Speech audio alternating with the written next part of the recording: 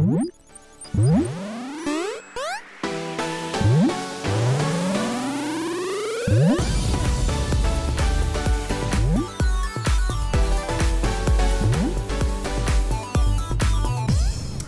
guys, and welcome back to another episode of our Pokemon Battle Series, the School of Hard Knocks. So, throughout this episode, like every other, we're going to be jumping on to the Pokemon Global Link Battle Spot ladder, playing under the Championship Battle rules, which are the equivalent rule set of the VGC 2017 season. And guys, it's Friday, so, as I said all week, we've been hyping up to this moment. We have a very special guest on the channel. I'd just like to introduce you all and welcome a very good friend of mine and a top VGC player, Terence Dray. So, hi Terence. Hello, thank you very much for having me. You're welcome, mate. How is it? How are you doing tonight? Yeah, not too bad. It's been a good day overall. Yeah. Cool, man. So, firstly, I just need to say thank you for letting me run the team this week. I first saw this team in Malmo, in Sweden, when we went to the regional together. So me and Terence travelled over to Malmo regional with a group of us UKers, and that's kind of where we first met as well properly. I'd kind of seen you before, and I knew about your finishes in previous VGC years, but then we hit off, and I discovered this really cool team that you've been working on, and you top cut that event, and I was super sad that you didn't win the event because I thought you had a really good chance, but never mind, it's still an amazing finish. But here we are today, so you'll eventually let me run it after this so long. And I'll say this because you've said I could run it for ages. This has been putting off, so it's kind of more on me that we haven't had this on before now. So, but so I've kind of butchered the team a little bit this week. I haven't represented it as well as what I kind of wanted to, so I do have to apologise for that. We haven't had the best run with it this week, but we did finish on Wednesday with a victory, so that has to count for something. But yeah. How have you found? Have you watched the majority of the matches that we've played with the team so far? I have. I've watched all of them, and I have to say, I mean, I've said to you anyway, this team is very difficult to just pick up and play. So it doesn't surprise me that you've not done so well with it. Hopefully tonight my experience will sort of get us through some games. In before we lose all of them, but hopefully we'll get some wins tonight. Yeah, and we can see exactly what this team can do. I'm feeling good about tonight. I think it's gonna be good. Yeah. I'm pleased you're here because we were chatting before this, and Terence was talking me through a few games. Like I think we played a Celesteela on one of the matches, and your kind of consensus behind approaching Celesteela is you ignore that and just target everything else and leave it till the end because you've got the perish mod to just deal with it. And I was like, oh yeah, that makes complete sense. Like, I just totally missed that, and I think it's because I don't have that at my disposal regularly when I'm playing Celesteela, and I know in the main teams that I kind of build, I have to really target it down and like prioritize getting rid of it straight away. Otherwise, it's just going to start and get seeds everywhere and just kind of take over the battle. So I'm still in that mentality of like, when I need to be like really taking a step back, looking at my options a bit more, and then, but I guess that's just kind of adjusting to the team. But this is the whole point of like doing this. It's really good to kind of show you guys that sometimes when you pick up a team to use, it does take a little bit of time to adjust to, and if you can go back to the creator of the team and ask them questions about it, then that's the best thing in the world, because they'll be able to tell you what lead you need to do against this matchup, or what you need to do against this certain core and this set of Pokemon and in this situation, because at the end of the day they've created it to combat that all. And you've had like a really successful, well, you're doing really well this season, mate. You're well on your way to your World's Invite, so not too bad. We're doing alright. You're going to how many events have you got left this season to play then before Worlds? Just Indy. Just Indy. So you're not making the Madrid Open next? Is that next weekend? not at this point. I've spent enough money travelling around this year. Yeah, it's expensive. Like, travelling is expensive now because there's so many events all over the place. So, you went to Melbourne as well earlier in the season. Yes, I did. To be fair, I should be doing better than I have been. And no excuses, but I was sort of out of the scene. I went to Melbourne because I wanted to sort of spend time with my friends, William Tansley, and I got to know Ben Kiriakou really well. And it was actually that trip sort of spurred me on to do well. And then that was Malmo, and well, it worked out. And since then, I've been chasing the invite properly. So getting there. Yeah, and to be fair, if you've only been chasing the invite properly since like Malmo, you're doing pretty well because that was like what, March, wasn't it? I think. Yeah. Early March, right at the end of February, early March. Yeah. So yeah, that's all right. So what do you kind of need to do to get you like lock the world's invite in Indy? What kind of position do you need to finish? Ideally top 64, which is more than doable. You can definitely do that, mate. Definitely. 100%. You've got like me and every sub that we've got on this channel believing and spurring you on. So guys, what we need to do is keep an eye out at Indianapolis International Championships for Terence. We need to make sure that he gets our top 64, and when he does that, we'll get you back on, mate, and we can do like just a one-off episode. You can bring the team that you've used if you're not using it for Worlds, and we can do a little exhibition, ask you about your trip and see what your plans are for Worlds if you want. Cool. Hopefully yeah, we can do that. I think you do it, mate. I think you do. It's definitely doable, and once you kind of know you're at that mark, then hopefully you get to day 2 and anything's possible from there, mate. Like, it's all it's just getting past that first mark, I think, and then let's see, you never know. So we've got an agreement that you're going to come back on the channel after US Nats, yeah? So if you win, then I get dibs on you on the channel for like the first interview. Yes. There we go. So what, like, guys, we need to cheer him on now. We could get potentially the next US champ on. You never know. You heard it here first. But no, mate, whatever happens, I hope you have an amazing time. You're going out with like a super cool group of guys. And everyone out there is going to be amazing. It's going to be really cool to meet up with all the US guys and everyone else that's kind of gone from Europe and around the rest of the world. It's going to be an absolutely amazing event. I think it's probably going to be as close to Worlds as you can get without being at Worlds. I think it's going to be an amazing event. And the stream for the weekend will be so cool. So I'm definitely going to be setting some time aside myself to watch the stream because it's one of my favorite events every year, the US Nationals, which it's that I see now. So it's going to be really cool. Some of you guys I did mention at the very start of the week when I was telling you about Terence. So Terence, you kind of first kind of really broke onto the scene in 2014 with your Victory Bell team that you finished 10th at UK Nationals that year, which was amazing. And guys, I did link it in the description on Monday. I managed to find it because Nugget Bridge forums aren't a thing anymore, but I managed to find the old thread of it.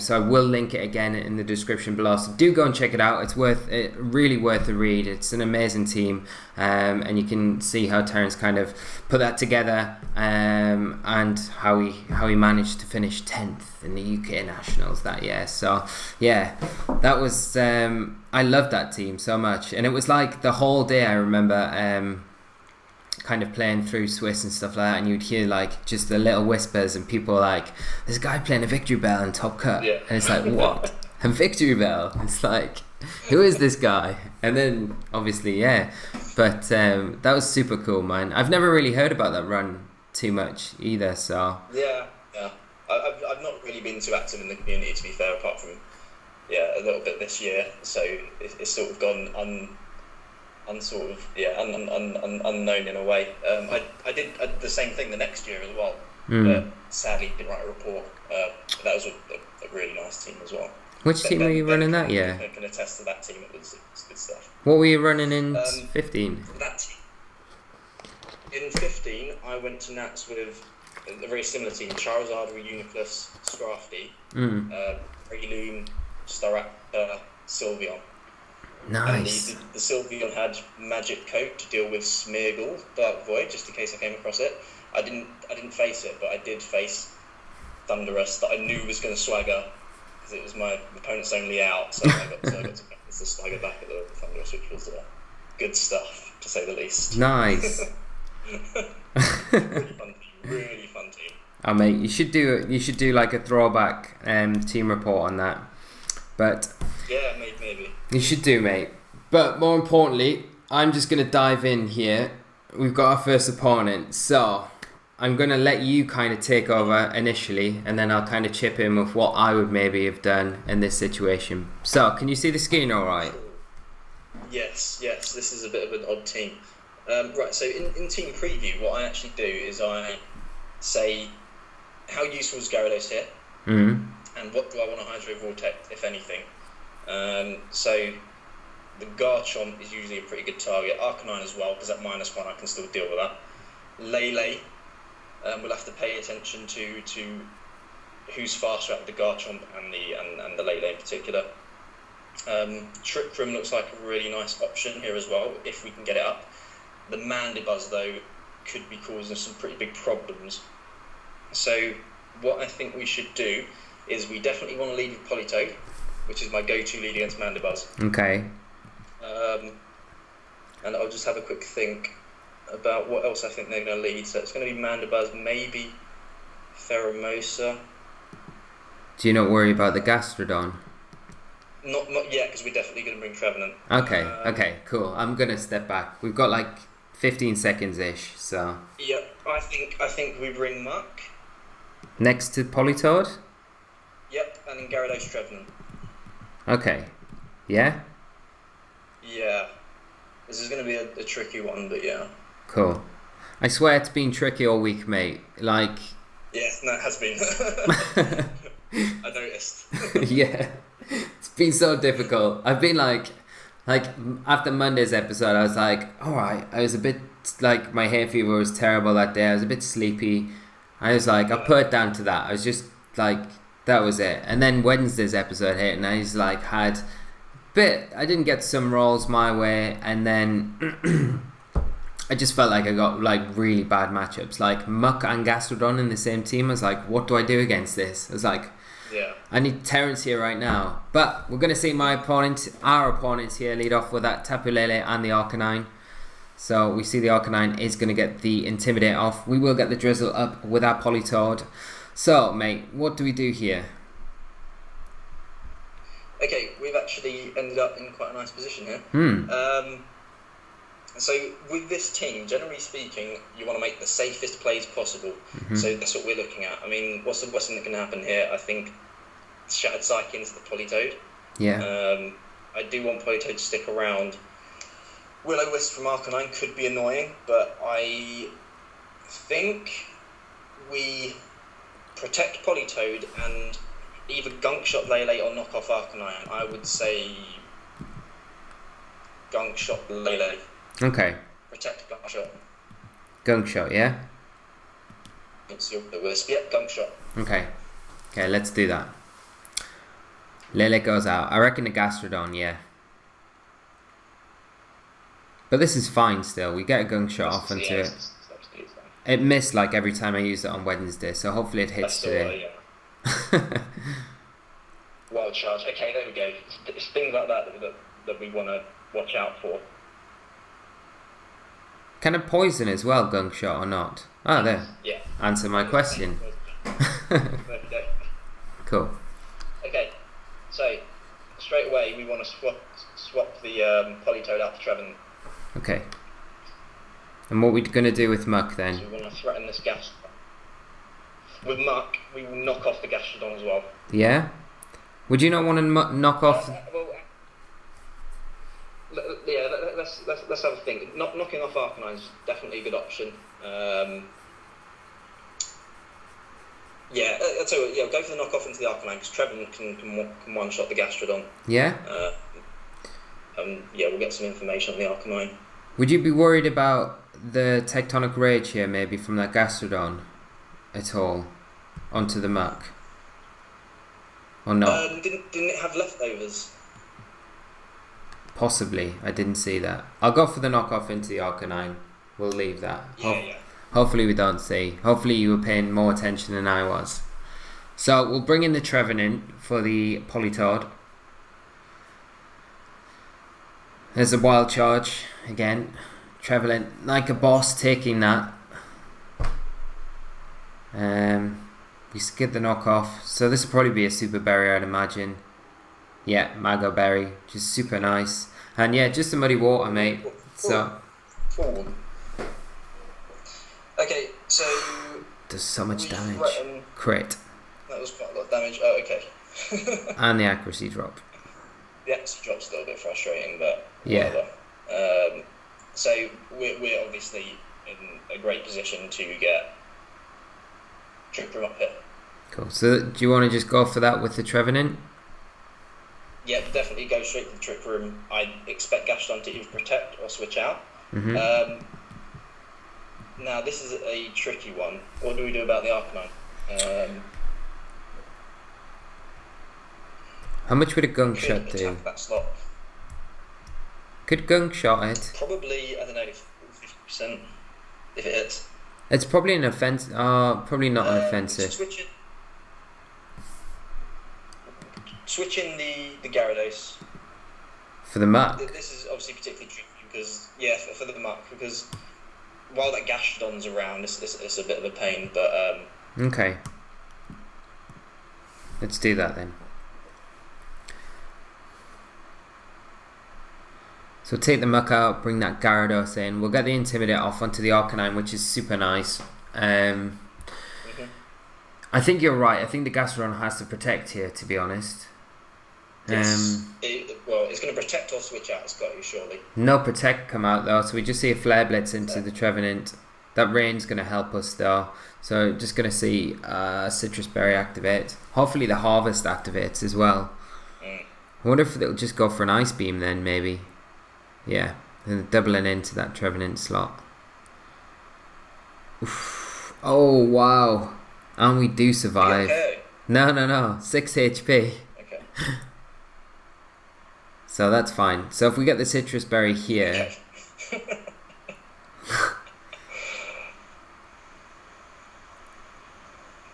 That is a brave Gastrodon. That is a very brave Gastrodon. Super brave. Okay. We may have misplayed it. So, obviously the Gastrodon is going to threaten the KO on the Trevenant here. And our Gyarados isn't really doing much. This is a tough one. This is a really tough one. Would you underspeed the Gastrodon with the Trevenant? No, I doubt it. I highly doubt it. Switch the Politoed in for Trevenant and protect the Gyarados for now. Okay. Need to be quick. Hopefully locked it in. I definitely got the switch out. I don't know if I got the protect. Okay, so comes Poly. If we would have just attacked the Trevenant, this game would have been so much... Sorry, attack the Gastrodon. This game would have been so much easier. Yeah. Again, I think misplay. It was definitely a misplay there from me to. Again, with this team, you should stop and think. I should have thought about, well, if it doesn't protect, I get Trick Room up, then we've got a bit of a problem. The thing is, though, in that situation, like, the protect was so obvious from the Gastrodon. Like, it's so heavily threatened. Like, if you just attacked into it, I mean, you'd had the accuracy drop, but it's still pretty risky for your opponent just to blindly take on a grass move. But it's ballsy, I guess, in a different way as well. So what we're going to do here, mate? We're going to do something a little bit strange here. Yeah. Because I want to get the Trevenant in and I want to get the Citrus Berry back. or to have a chance at the harvest. Perish with Polytoad and switch Gyarados out to Muck. Okay. Sounds a bit strange, but basically I want to pressure my opponent to switch, and hopefully we can catch him switching, switch the Trevenant in, get a little bit of HP back, and hopefully get ourselves out of this situation. Okay.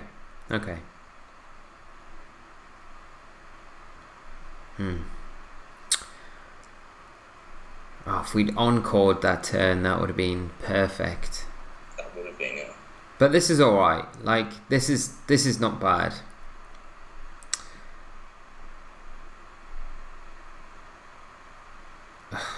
Is that a crit? Yeah, of course it is.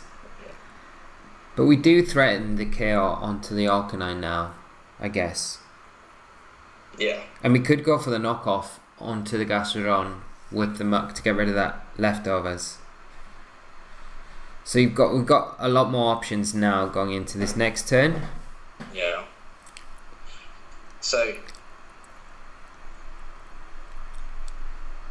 Oh no, I think you're frozen. It is a tricky one. No, it's alright. It's good. Can you hear me? Yeah. Sorry, mate. I thought. Yeah.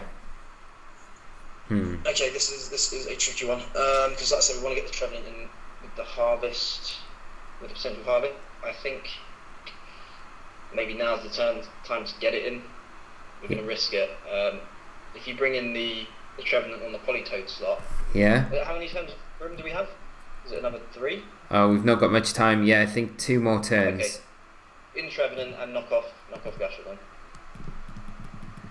Okay, hopefully we got this locked in. So we need to hope this switches. No. No. Okay. Yeah, like a plan. Okay, it's not over.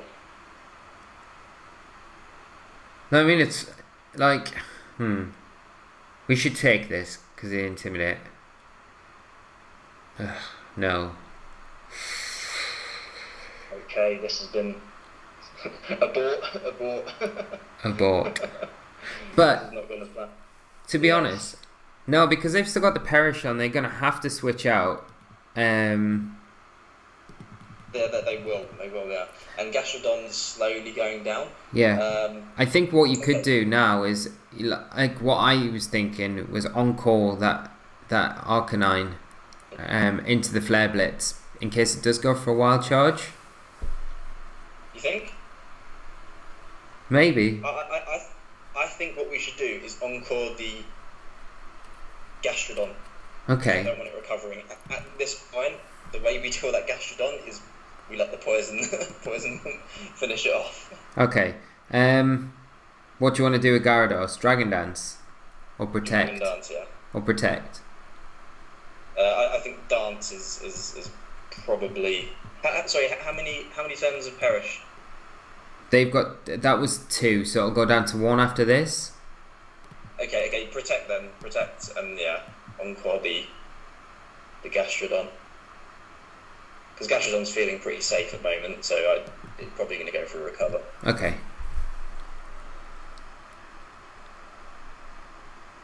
So there's the switch. Okay. In comes Garchomp. Who's switching? It's frozen for... Oh, okay. Arcanine out to Garchomp. Oh, so the dance would have been nice. Yeah, we could have went for the dance. Fine. But, yeah. And then that Gastrodon is going to have to switch out this next turn because then it goes down to the Perish if not. So it means you can get at least the Hydro Vortex off this next turn. Yeah, I think that's what we do. We Vortex the Gyarados and protect Polytoad. Yeah? Yeah. Cool. Let's do that then. Oh, but the Arcanine's probably coming in on the Gastrodon slot, which means the Vortex won't KM. But then if we dance, Gastrodon can just switch back in afterwards. Yeah. I think we do just the Vortex. Yeah? Yeah. And protect Polytoad. Oh, wait, sorry, are we still in Trick Room? I'm completely missing... No, Trick Room's just ended, mate. Trick Room's just ended, okay.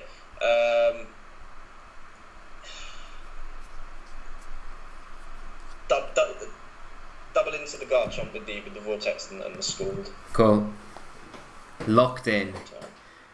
Watch the Gastrodon not swear. There we go. So this is fine. Okay. So if we can... Arcanine. Yeah, we're going to get Intimidate, which is not ideal. Will this survive then now? It's in rain. Oh, okay. Yeah, it's in rain, but it should survive. So we dodged that Stone Edge from the Garchomp, which is pretty fortunate. And we're going to get this Hydro Vortex off of the Gyarados into the Garchomp slot. If we can take down the Garchomp, then we can take down the Arcanine, and then it's just that Gastrodon Lele to deal with. Yeah. Come on. Is, so that should get rid of it. Yeah. But Gastrodon's coming back in, and Arcanine is protected, and Arcanine has Wild Charge. Yeah. Which is a bit of a problem. Ha. It's a huge problem. Oh, it's not. It's the Lele. Which side's Gastrodon coming in? I imagine the Arcanine side. Yeah. Yeah, I can't see a way out for us here, unfortunately. Yeah, we don't want to perish either yet. I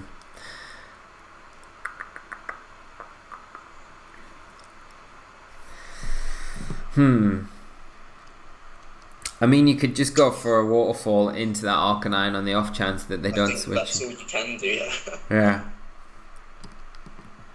And probably waterfall the Lele score.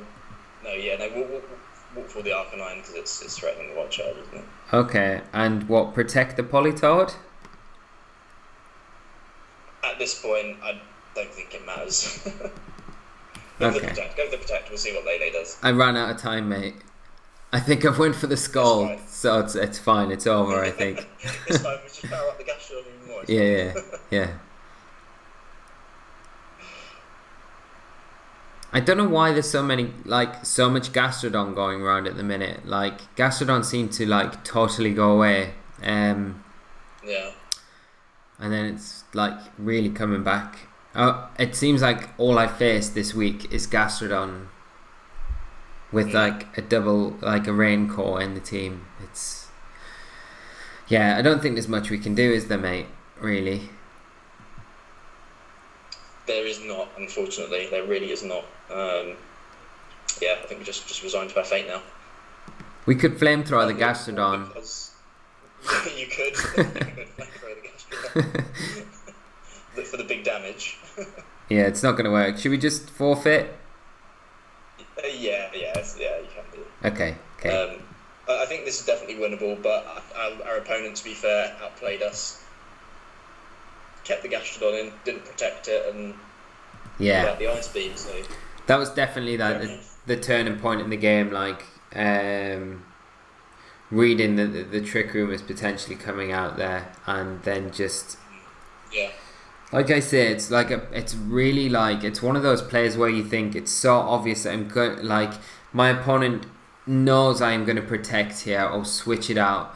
I'm not going to switch it out because he's preparing for something else to come back in, and I'm going to be able to get an attack off here, and I get an attack off, and it's going to do enough damage to kind of put me so far ahead in the match that it's going to make it nearly impossible for my opponent to get back in.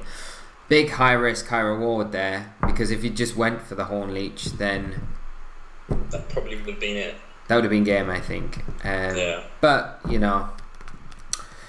this is Pokemon, isn't it? This is Pokemon. Yeah. So how it goes sometimes. It does, yeah, mate. But we'll jump into our next game, guys, and we'll see if we can come up against something other than a Gastrodon. Actually, I want to kind of come up against a Gastrodon because I want us to beat a Gastrodon.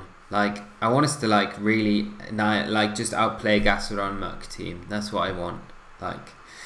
So we've got our next opponent, and they are running a team of Celesteela, Trevenant, Seaking, Toxapex, Chansey, and Politoed. So we've got a little bit of a mirror between the Trevenants and the Politoeds here. Other than that, everything else is different. So, what are your thoughts, mate?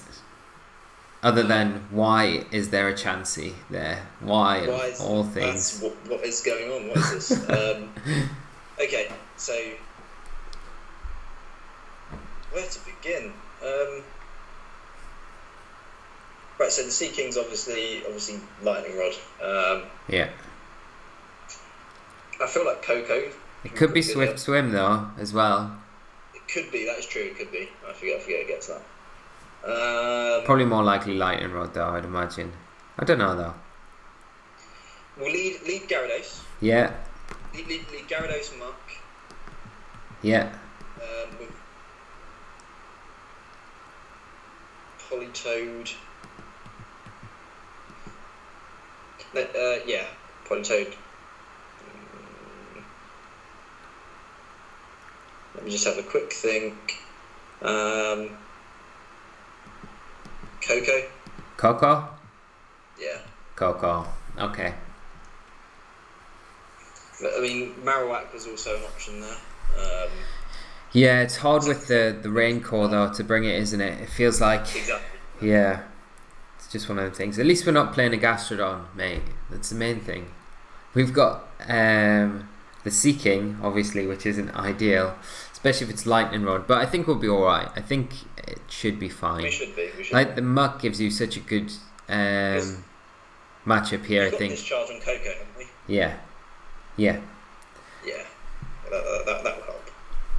So my opponent here is going to lead off with the Celesteela and that Sea King, and we've led off with the Gyarados and the Muck. So we're not in a bad position at all. I mean, like, the Muck's threatening a knockoff onto both things. I don't think we're threatened by a KO on anything on the opponent's side of the field. So what do you want to do, mate? Right, so typically we ignore the Celesteela. Yeah. I don't know how safe that is to do here, because I don't know what Celesteela is going to do. I get the feeling it may not be your standard Celesteela. But we'll get rid of the Sea King for now, so if we knock off and Dragon Dance. Okay, I need to be really quick. Cool, I think I've locked it in. I think we should be alright. So, Sea King's just going to protect, just to avoid that knockoff from the Muck. We're going to get a Dragon Dance off, and let's see what the Celesteela goes for. Sub, Leech Seed, Earthquake. Excellent. Earthquake. Okay. Okay. I know your favourite Celesteela tech is that Tech Rage, isn't it? I've heard. Tech Rage, yeah. Heard rumours about that. Yeah. So, that's not a bad turn. We got the Dragon Dance off with the Gyarados, so a +1 attack and speed. The next Earthquake's just going to proc our Berry, so we're fine there. Yeah. If we just... I said we usually ignore it, but we're not going to ignore it now. Just double into the Celesteela with the Waterfall and knock off. Yeah? Not a Hydro Vortex, yeah? No, not Hydro Vortex, because I think we can save that probably for the Trevenant. Sounds a bit weird, but obviously if we get rain on the field, switching the Politoed, we can get rid of the Trevenant. Yeah, nuke something. As well, so. That's seriously bulky, isn't it? It really is, yeah. Scald, ugh. And another Earthquake. So he's going to hit his own Sea King here. But that'll just activate, proc our Berry, and take us up to about 75% health, and we'll get that knockoff onto the Celesteela. See what item it's holding. I'm very interested. What is this? A Guava Berry, so Super Berry. Yeah, so that's fine. Like, Waterfall's pressure in it, it's going to take it out next turn. Yeah. So I think the opponent tries to fish for the burn on Gyarados here. Yeah. I think we protect and knock off the Sea King. I'm not too worried about the Celesteela Earthquake. Yeah, it would make sense that the Celesteela might protect here, and then the Sea King go for that Scald just to get the burn. Exactly, yeah. Yeah. So let's see. We get the protect off with Gyarados. Gonna see the Sea King. No, fishing for the burn on the Muck. Okay. gets it as well. And just going to see another earthquake. So I reckon the Sea King's going to go down here to a combination of knockoff. Well, probably not now with burned, but I think without the burn, probably would have taken it down. So let's see. I think we know for sure that Trevor is in the back, because why else do you focus on a muck? Yeah. You've got a +1 go from the field. So hard, yeah. Yeah, it makes sense. So, this turn, Gyarados, what are we doing? Did we count Sea King? No, we haven't. Okay. No. I think we. This is a tough one. Switching the Politoed for Muck. Yeah. And Waterfall the Sea King here. Yeah. Yeah. Because I don't want the Gyarados getting burned. Will that be enough to take down the Sea King? +1 in rain, I imagine so. Okay.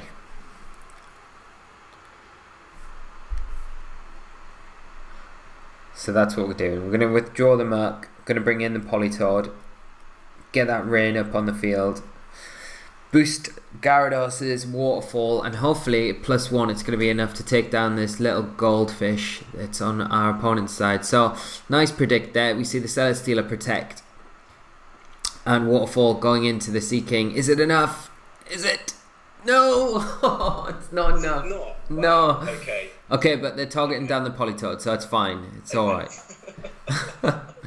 And they get another burn, so...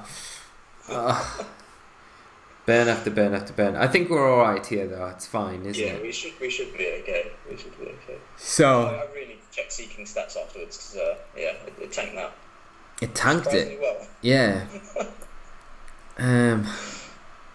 So, just Waterfall. Okay, so here. Waterfall Scald? Yeah, Waterfall Sea King scored the Celesteela. Yeah.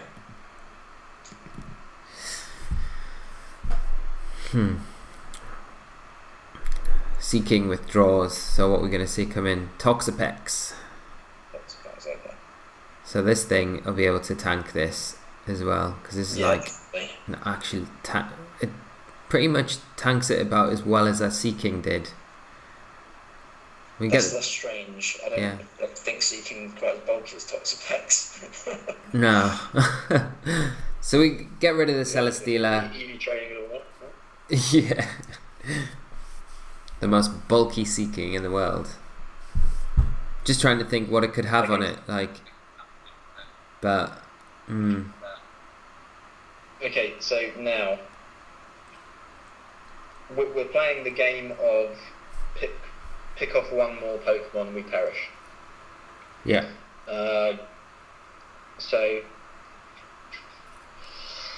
This is a tough one. I think we Hydro Vortex the Trevenant here. Okay. And probably Scald into it as well. If it doesn't pick up the KO in, you've got a bit of a problem, because you've got to imagine it has the berry. But I think Toxapex may be protecting here. So you just want to double into it, yeah? Double into it, Hydro Vortex and Scald. Okay.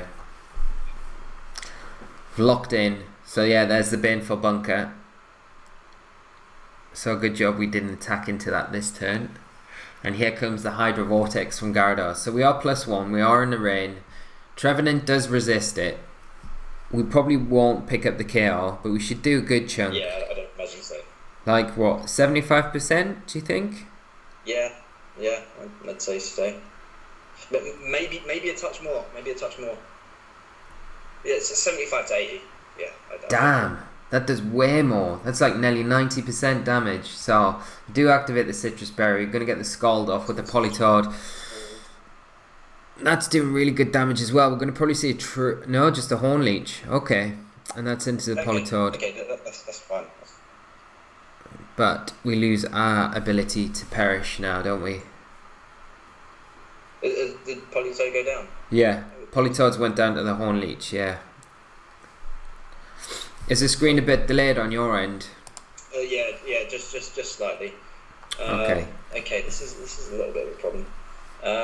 But we've got the Corcor we could bring in, I guess, and the Muck.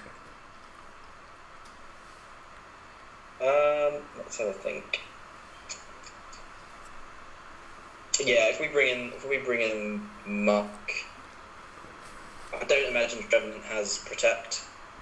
Okay.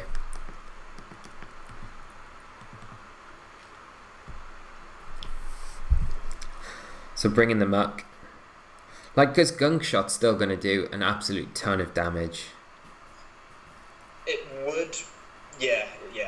But it's not super effective, remember, because Ghost. Oh, the Ghost type, yeah. Yeah. But then the Toxapex is a bit of a pain as well, isn't it? And it makes me think, like, it is. Would you double into that slot with a knockoff and a waterfall, maybe? Or not worry about it and just go for the... Because for now we've got Coco in the back, which can help deal with that. Yeah. I think we double into the Trevenant. Did Trevenant get its berry back? Did Harvest activate? Yeah. But it didn't get another one. So we just waterfall and Gunk Shot? Waterfall, yeah. Cool. I locked in Gunk Shot because it hasn't got the citrus at the minute, so... Yeah, and with the burn, the knockoff won't do much damage, so... Damn, that does so much damage. Oh wow, it's faster than... Okay. Muck actually survives the Horn Leech. Trevenant outsped it, so... Horn Leech into the Muck. Muck actually survives on 11 HP. Gunk Shot hits into it. It does hit as well, so we don't miss. And we pick up the kill, so that's... Yeah, I think... Perfect. Depending on what this Toxapex does, Infestation into the Gyarados. Infestation, okay. So that does. Okay, that's fine. Yeah, that is fine because it does a tiny bit of damage and then it's just gonna chip away each turn. I think it's like an 8th or a 16th. No, an 8th. Yeah. So we've got a full health Coco to come in. Yeah. And we just got that Seeking to deal with, which has got like no health at all. Does Toxapex get Wide Guard? It seems like a Pokemon that would get Wide Guard. Yeah, I think it does. You could always just Skydrop the Seeking now, couldn't you? I guess. Yes, yeah. Oh, but then... Get the tail. Probably not, but then... You could just waterfall that slot and just go for a T-Bolt into the Toxapex, I guess. Yeah, I'm expecting a Protect from the Seeking. Oh, we can't go for the yeah. But who knows what they're going to do. So yeah, if we just go for the waterfall in Seeking and... Dazzle? Although it's resisted, it's just if it's got lightning. Switch onto Toxapex. Even though it could be Lightning Rod. It's fine. Like I said, the Gleam's resisted. Okay. Seeking Protect. So yeah, it's blatantly Lightning Rod.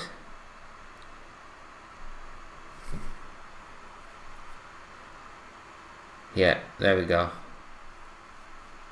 And we're gonna see what we're gonna see from this Toxapex. Just another infestation into the Coco. So just the same again. Yeah. Should get rid of the Seeking, yeah. Okay. Oh. Sorry, mate, and sorry everyone at home. I'm. It's pretty late when we're recording this, so. Yeah. So we're gonna waterfall into the Seeking, and then we're gonna go for that Volt Switch into the Toxapex, and this should be game. We might see a Baneful Bunker come out from the Toxapex, but. Seeking just gone for that double protect. It does fail though, so we get the waterfall. It is enough to take down that Seeking. And do you think the Volt Switch here will be enough? Probably not. Probably not. But yeah, putting it well in range. So it's got recover. Yes. Okay. So I'm expecting a Baneful Bunker. Yeah. So I think we dance. Yeah. Dance the Volt Switch again. DD. It's definitely going to go for Baneful Bunker, isn't it?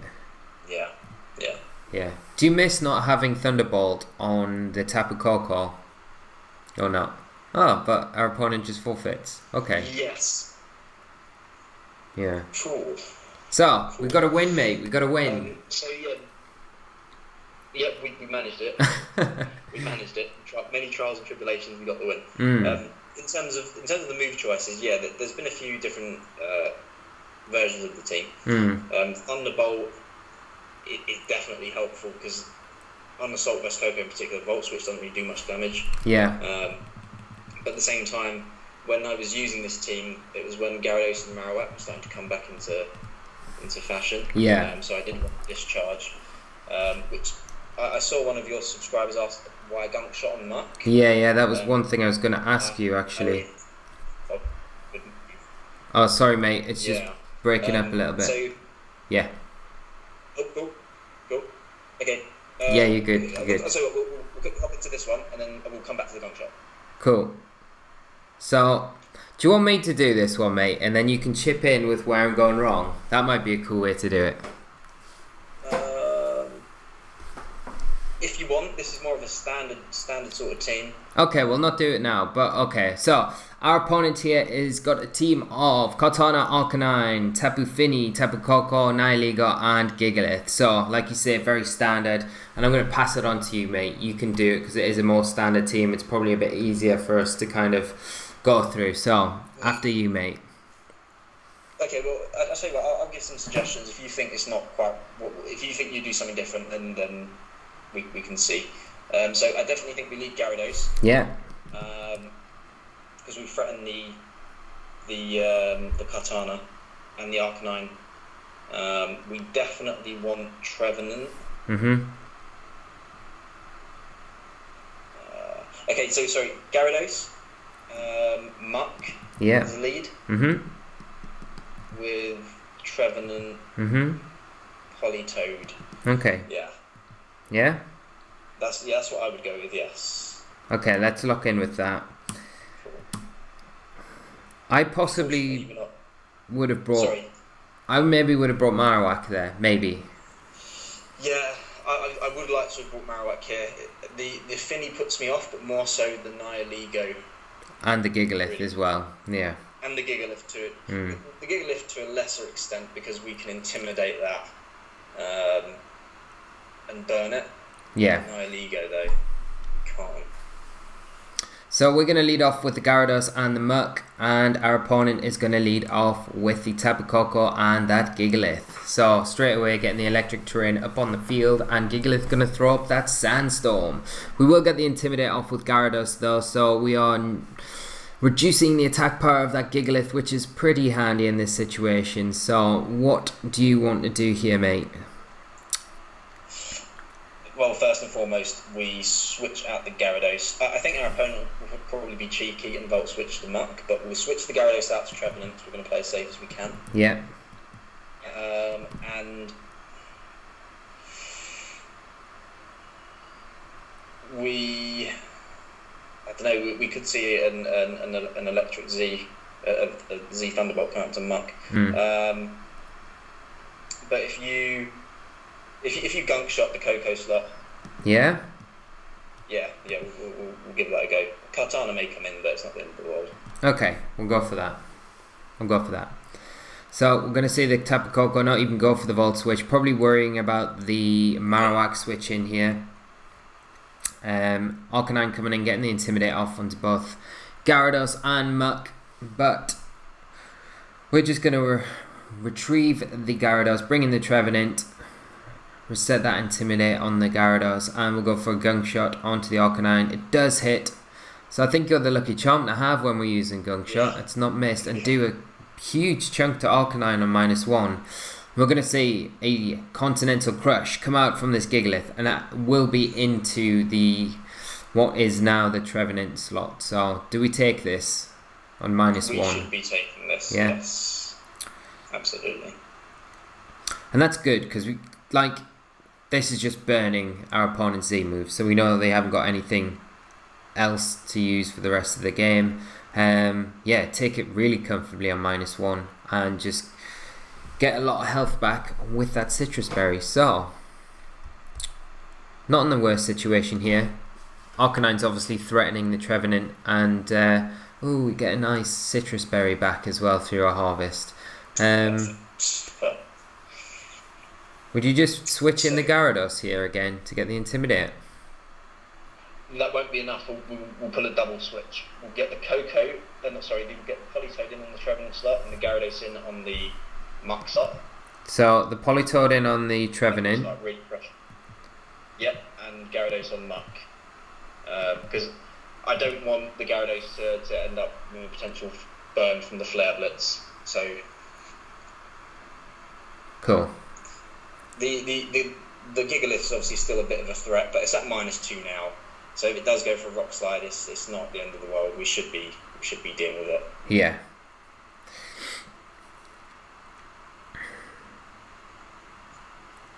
So we're going to switch in, pull that double switch, get the Politoed in. It's going to get rid of the Sandstorm, get the Rain up, and we're going to see the Gigalith just switch out and Kartana come in. Okay. Well, that's a bit unfortunate. Arcanine just going for the Protect there, but it does fail, so... Okay. Right. Interesting. Okay, yeah, this is definitely a tricky position now. Yeah, because ideally you'd want the Intimidate onto the Kartana, I'm guessing, with the... Yes. Yeah. Yes.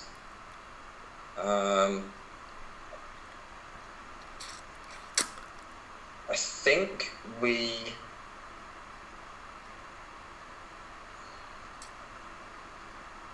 bring Muck in on Politoed. Mm-hmm. And dance with Gyarados. Okay. Let's dance. So Politoed coming back, and we're being ballsy here dancing, I think. Yeah, we see a Leaf Blade come out into that Muck, so nice call there. And as long as it's not a Wild Charge from this Arcanine, we should be alright. Wild Charge. But it is intimidated. I completely forgot about the terrain. Oh, of course, the terrain. Yeah. That's my fault. I completely forgot about the terrain. Okay, and the mistake made. Arcanine revealing the berry. Aguave. So, we've got Politoed or we've got Trevenant in the back to bring in. It's got to be the Trevenant, I think.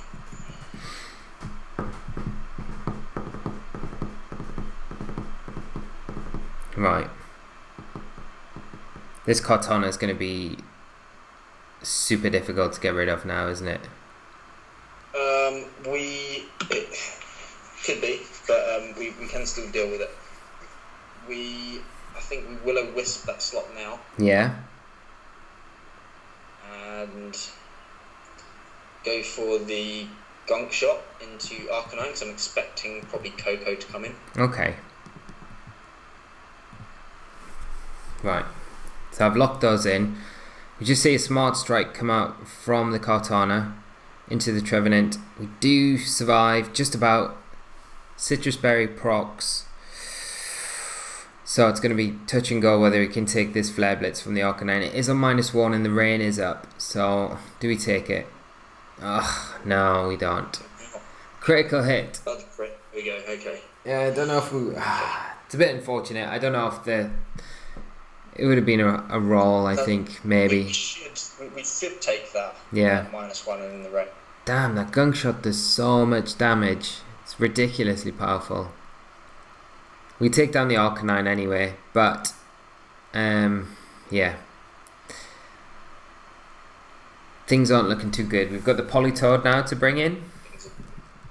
Can Politoed... Yeah, against Coco and Kartana.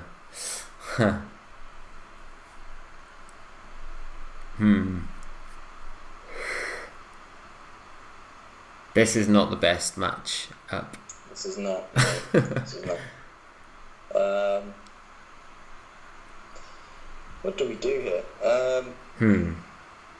See, there's no reason for our opponent to really protect. No, I don't think so. Not now.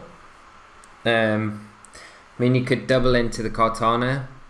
I think that's probably what you have to do here. Like knock off Scald. Yeah. Yeah. And hope that the Coco protects for whatever reason. Yeah. Yeah. pretty much. Okay, let's do that then. No, T-bolt. Yeah. Okay. Oh, and it's enough to take the muck down. Oh, okay. And Polytoad down. Done. That went terribly. That wasn't brilliant, but I think it's just like normally you'd be able to take a wild charge at -1 from the Arcanine, but because of the terrain being up in that situation, it's kind of just caught us off. So it's worth pointing out. Obviously, the meta for tournament and for battle spot are two very different things. Oh yeah, completely. I often approach my opponents on battle spot as I would in a tournament setting, but it's a pretty dangerous game to play. Yeah, and it's completely different. Like battle spot, like as we all know, is just the best of one format, whereas tournaments now that you go to, even Premier Challenges, even the lowest level tournaments, are normally all best of 3, which is a completely different beast to what battle spot is, where it's just, you know, you can run a gimmick on battle spot and you can get to the top of the ladder with it, but you can't do that in a tournament, because after that first game of beating someone, they know how to approach and they can adapt to what your strategy is game 2, hopefully with what they've got in the back, so it completely changes it up. And that's the thing, like, and I think it's more down on battle spot. You've got to get the 50-50s right every time, because you can't afford to get them wrong. And I think you get, like, you can't play on battle spot, you can't play too defensively because you get punished for it, your opponent calls it, and you can't sometimes play too offensively because you get punished for it. I don't think it's the best type of practice for tournament settings. I don't know if you agree with me or not, but it's good for testing initial ideas and just making sure your team works. Yeah, but I think for tournament settings, I think people preparing for tournaments and stuff like that, I think it's always better to try and arrange best of 3s with players you trust that aren't going to leak your team to the rest of the field of the tournament and things like that. I think that's probably a better way to go around it, because once you know your team is solid and can function between itself, and you know the basic matchups with what you're playing against, I think then it just comes down to just fine-tuning at that point and just trying to tweak away on the final kind of parts of the team. The best of 3, in my opinion, practice is a lot more beneficial than going on battle spot and just trying to ladder up, because it's just completely different to what you would ever try and achieve in a tournament setting anyway. Absolutely. The biggest pause ever. I thought you'd froze there. I was like, I can't. There's no excuse. It's pretty bad play, but the opponents played well as well. So it's like, I can't be like, oh god, you know, they played so weird and smarted me with their weird plays. Our last opponent was, it was my mistake. Wild Charge came out, and it shows one of the weaknesses of the team. The strength of this team is its synergy, but the weakness is sort of also inherent because of the strength. Once you lose one of those Pokemon, you then lose that synergy, and it becomes very difficult to claw your way back into a game if you lose a mon like that. Yeah, that's the thing. Like, once one little cog kind of falls out of place, the rest of the team struggles to kind of gain any momentum to try and get a grip back on the game, which does make it a bit difficult. But mate, I tell you what, we were gonna, before we started this match, touch on the question about gunk shot. Now, I was super surprised when I first saw it, because I was like, I knew you ran Imprison on Muck because it helps against opposing Mucks, and like one situation I think where we were facing a Muck the other night, and I was like, it's fine, I'll be able to imprison it, and then I saw the gunk shot and I thought, there's no point of me imprisoning now, because the poison jab's the one thing I want to stop at this point in time, but we don't have it to imprison. So did that ever like become an issue for you, and what kind of made you change from, because you originally had poison jab, right? Yes. Yeah, I originally had jab. So I think I did make a mistake in telling you to run gunk shot. I think poison jab would have been the call here. The reason that I switched to gunk shot though was, as you know, because I did a lot of practice with you, when Driftman Lele became popular, it became quite a problem for this team. And I don't really use Musk as one of my main attackers. It's more of a tech one for certain matchups.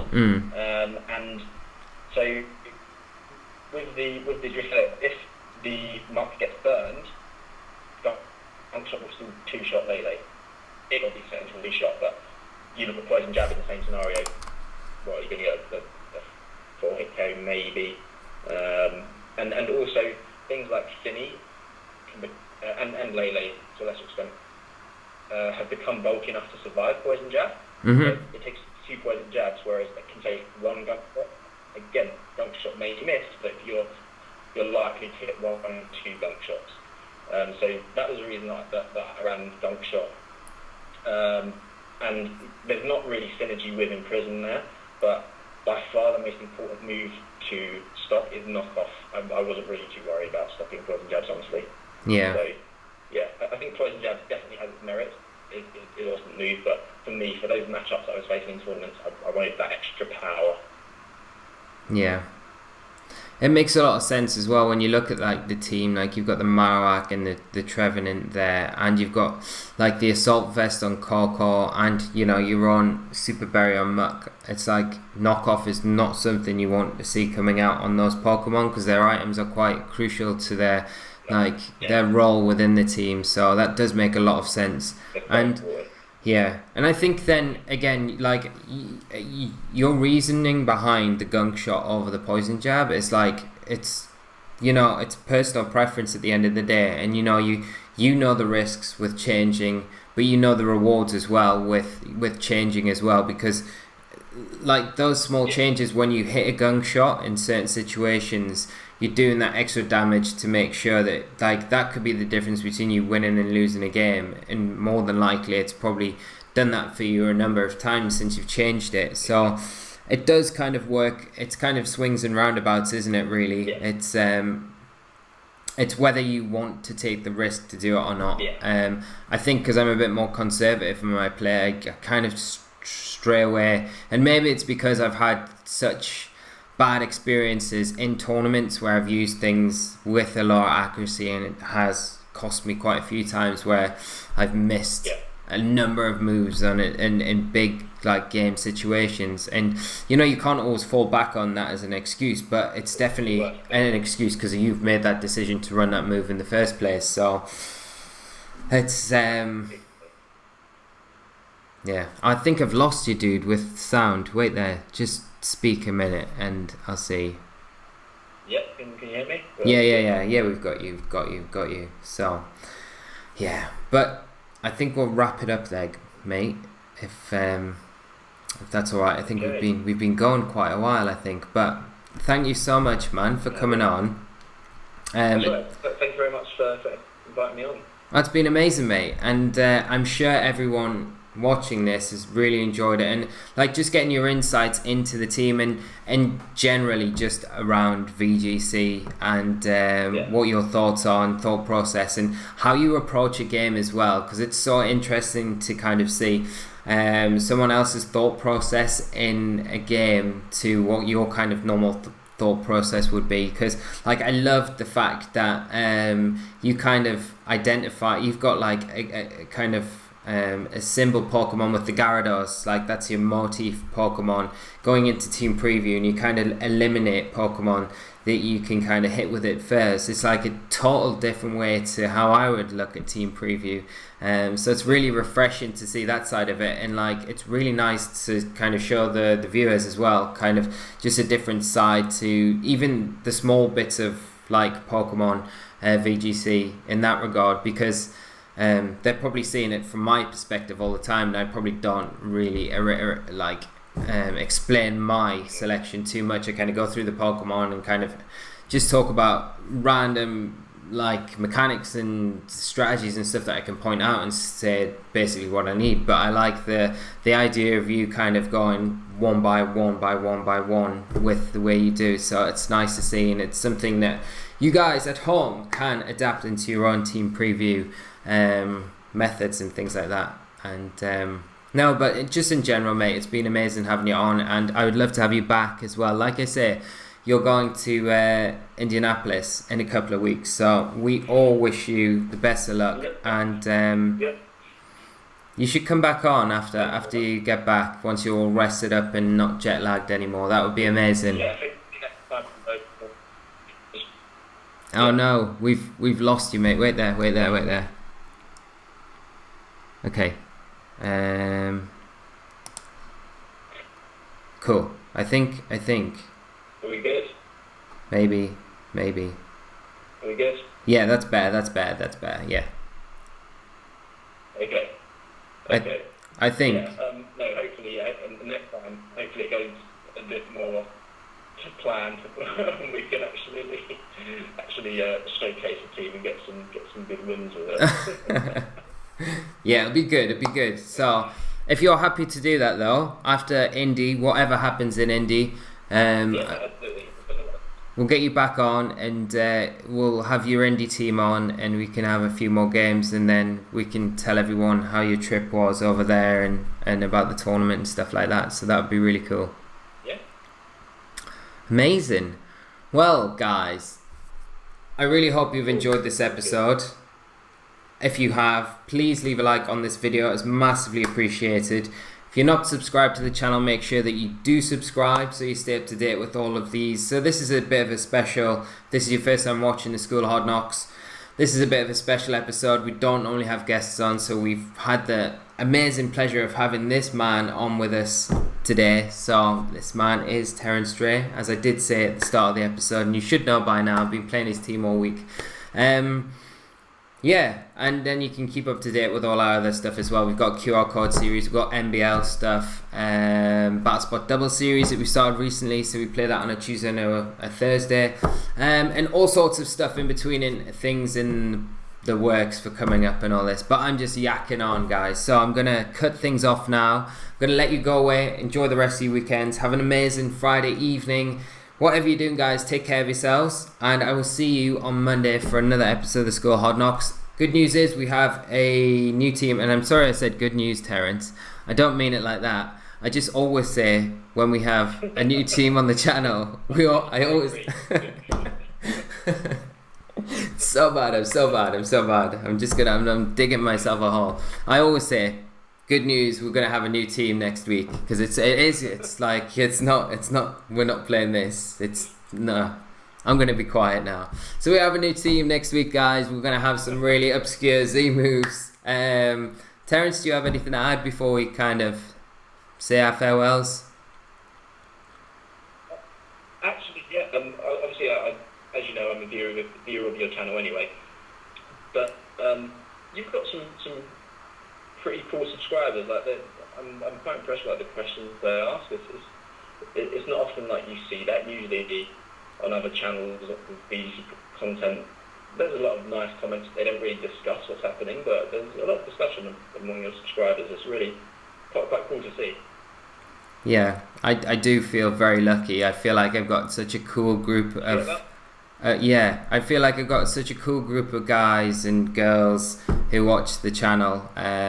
Everyone's like super nice and super friendly, and all constructive as well with any thoughts or questions and things like that, and it's amazing. I just feel super fortunate that I've got like amazing people like you included, mate, that like watch the channel. And it just, you know, when I first started doing this whole thing, it was like all I had in mind was I've been playing VGC for years, and I want to give something back to the community by doing something along the lines of trying to help newer players get involved in VGC and get competitive, and hopefully I'm doing that at the same time as maybe offering a little bit of entertainment. But it's been like a really interesting ride so far, and I'm just kind of looking forward to seeing where it goes from here. And as long as everyone's enjoying it still, I'm going to keep doing it. So and people like you coming on and doing this, and you know,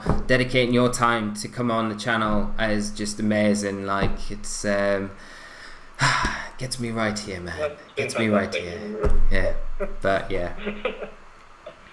Good. So done. Cool. Well, we'll wrap things up, guys. Terence, thanks so much again, mate. Good luck in Indy. Have an amazing time. And guys, we will see you on Monday with that new team. It's not good news. Remember, we're so sad that we're not using this team anymore. Right. I'm going to be quiet. Guys, take care. And until next time, bye-bye.